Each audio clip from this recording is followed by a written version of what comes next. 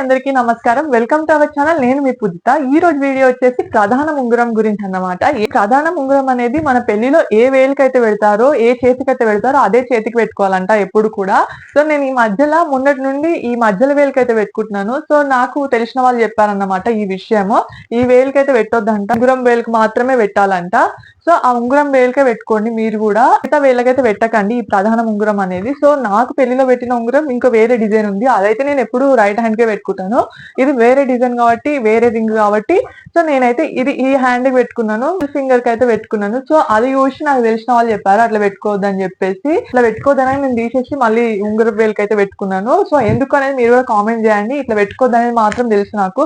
And వాళ్ళు ఏం చెప్పారంటే అట్లా పెట్టుకోవడం వల్ల అప్లై అయ్యే అవకాశాలు ఉంటాయి, ఊక పెట్టుకుంటే అట్లా అని చెప్పేసి అన్నారు. మరి ఎంతవరకు కరెక్ట్ అనేది నాకు కూడా తెలియదు. దానికి ఇంకా ఏదైనా రీజన్ ఉందా అనేది కూడా కామెంట్ చేయండి. నాతో పాటు అందరు తెలుసుకుంటారు. ఈ ఇన్ఫర్మేషన్ నాకు తెలిసింది కాబట్టి మీకు పంపుతున్నాను.